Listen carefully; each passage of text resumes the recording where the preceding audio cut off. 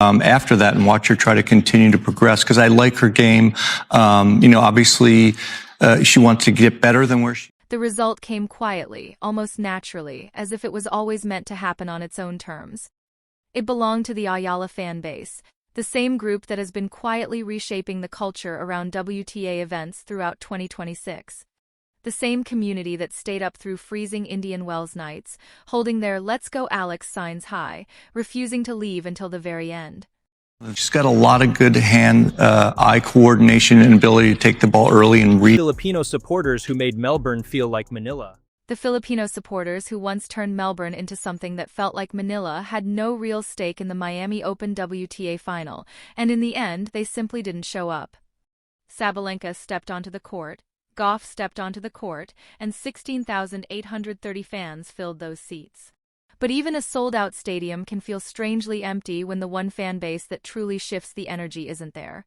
And still, there's more to that story. Some of the things, but for some reason, I see more negative than positive about myself. The specific electric, almost suffocating atmosphere that follows Eala everywhere she competes was completely absent. Tournament director James Blake had reshaped his entire scheduling philosophy around containing that energy, placing her on center court, trying to protect the main stadium from being overwhelmed. And yet, the international interest in both of them is so high, and quite a thrill ride for her this last year as well. For the final, that problem solved itself. The tennis world called it a great advertisement for women's tennis. But some of us watched the same match and noticed something else. A quiet, almost unsettling absence that no box office number can fully explain. Whether you call that a boycott depends entirely on how you choose to define it.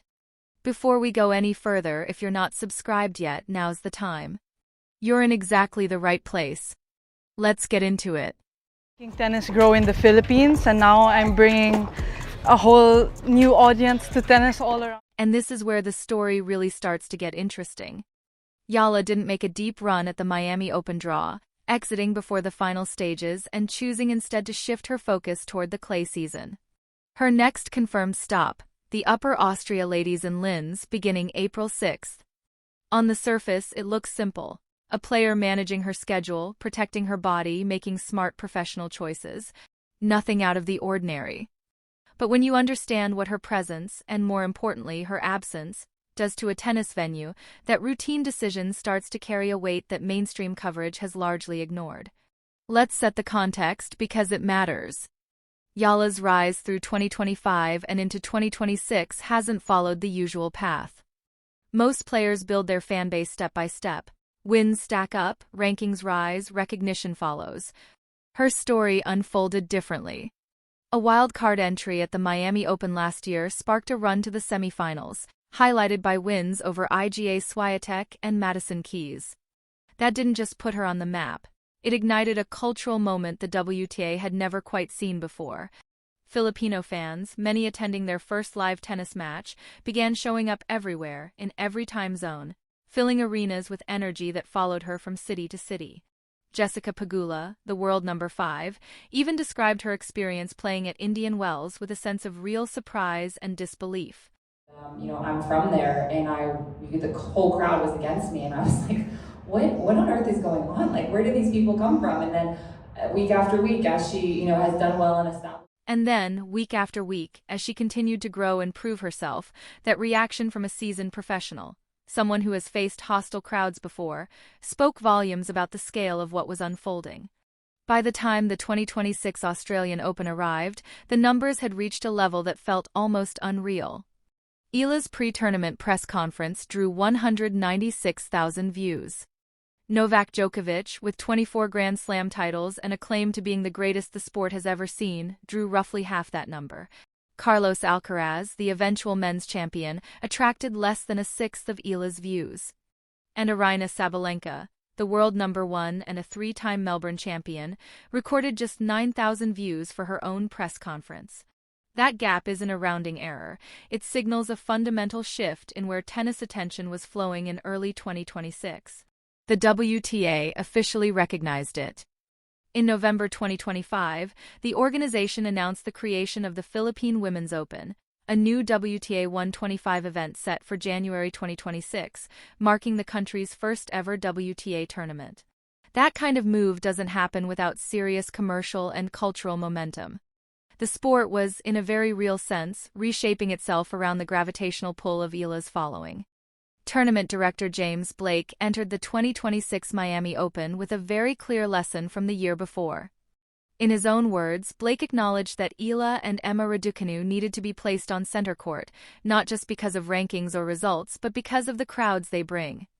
"It's going to feel like home matches for both of them," he said, pointing to the sheer volume of global support each player commands.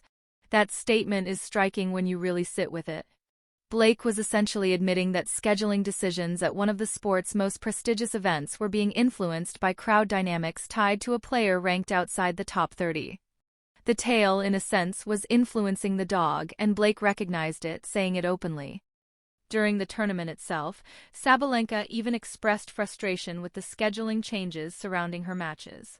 She revealed that organizers had considered canceling her match at one point, offering different stadiums and repeatedly adjusting her start times. I'm not concerned about anyone else right now. It's Alex Eala time. This is Alex Eala's moment. Our days, our dinners, our evenings are fixated on when she's playing. That's real tennis fandom right there. Love it. This is so great for tennis in general. Yeah. I think having players like Alex out there, and she's so gracious to all her fans. She spends time with her fans, signs the autographs, takes the photos, and really just shows the Filipino community that it is all about the Philippines. And I still carry that flag with me no matter where I go. The irony is impossible to ignore.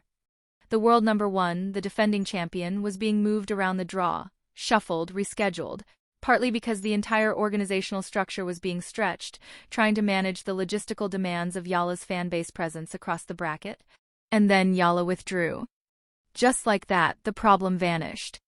The scheduling gymnastics, the crowd management strategies, the constant need to prioritize certain courts, all of it dissolved almost overnight. By the time the final arrived, James Blake's carefully constructed plan no longer mattered. There was no Eala fan base to accommodate, no wave of energy to contain. The Filipino community, the tournament's most unpredictable and electric variable, simply had no reason to be there. And this is where the conversation demands real nuance, because the numbers and the atmosphere are telling two completely different stories at the same time. The Miami Open WTA final was officially sold out. 16,830 people packed into Hard Rock Stadium. By pure attendance numbers, that's one of the largest crowds ever assembled for a WTA match anywhere in the world. Only a venue like Arthur Ashe Stadium at the US Open, with its 23,771 capacity, can hold more. On paper, the headlines calling it a triumph for women's tennis are absolutely right. But atmosphere isn't just arithmetic.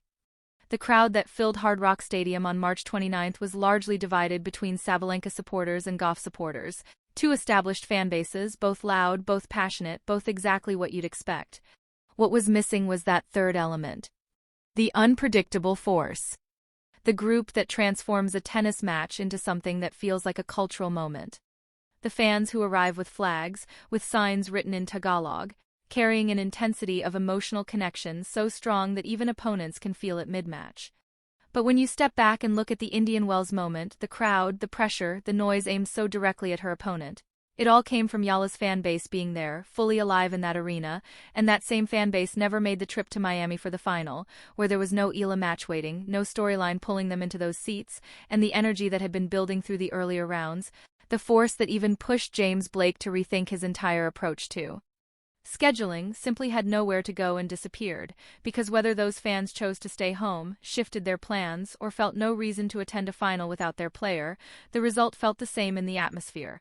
A silence that carried the weight of a quiet protest, whatever label you give it, and yet none of this takes away from what Sabalenka accomplished, and that must be said without hesitation. Because winning Indian Wells and Miami back-to-back places her in rare company. Alongside legends like Kim Clijsters, Victoria Azarenka, and Steffi Graf, who achieved the Sunshine Double twice in 1994 and 1996, making Sabalenka only the fifth woman in history to complete it, with her third title in 4 tournaments this season, and her only loss coming in the Australian Open final against Aryna Sabalenka. proving that by every measure that matters she is operating at a level that demands serious historical respect, and in the final itself she looked every bit the champion. With a 6-2 opening set that overwhelmed Gauff, followed by a second set where Gauff fought back with real courage and forced a decider, before Sabalenka closed it out with a composed, controlled 6-3 third set that showed how far she has come mentally under pressure over the past 2 seasons, even picking up a warning from the chair umpire for an audible obscenity during a tense moment, later admitting that the crowd atmosphere got to her at one point. The fact that the crowd, even in a sold-out stadium, could stir that level of frustration in her says everything about the atmosphere that surrounded the match. And yet, her post-match speech stood in sharp contrast.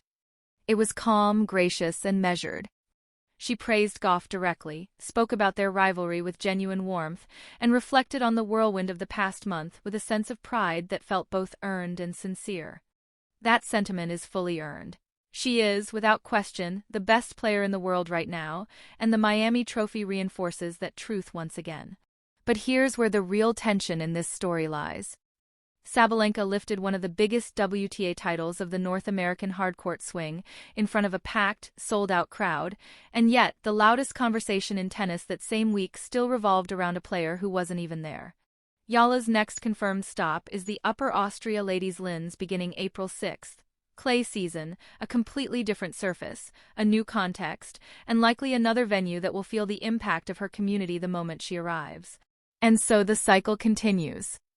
But Miami forces a question that tournament directors and the WTA can't ignore. What happens to an event's energy, and even its commercial value, when its biggest crowd driver isn't present? Blake's pre-tournament concern was managing Eala's presence. The calm, almost quiet atmosphere of the final week was the direct result of her absence. That connection between one player's participation and an entire tournament's energy is both powerful and fragile. For Sabalenka, now a 4-time Grand Slam champion and a Sunshine Double winner, the irony is hard to miss. She is the dominant force in women's tennis, her ranking lead growing, her results historic. Yet the cultural conversation, the viral moments, even the press conference numbers and the crowd energy around her matches are increasingly shaped by whether a 20-year-old from the Philippines is in the draw. That isn't a criticism of either player, it's simply the reality of women's tennis in 2026. A reality the Miami Open final made impossible to ignore. The tennis world called it a great final, a packed stadium, a celebration of the women's game, and all of that is true, but the stark contrast in atmosphere between Eala's matches and that final deserves more than a passing mention. Whether you call it a passive boycott, a natural absence, or just the math of fan loyalty in motion, the result was the same. The Eala fans weren't there. The stadium felt it. And Sabalenka lifted the trophy in a kind of silence that, by this year's standards, felt louder than expected. That is the full picture. Not just the highlight, not just the trophy ceremony, but the reality of what unfolded in Miami over those 2 weeks in March 2026. If this kind of deep dive is what you're here for, subscribe and share this with someone who thinks they understand tennis. They probably missed this entirely. Drop your thoughts below. Did Eala's absence actually change the atmosphere, or is this being overstated? The conversation is open. See you in the next one.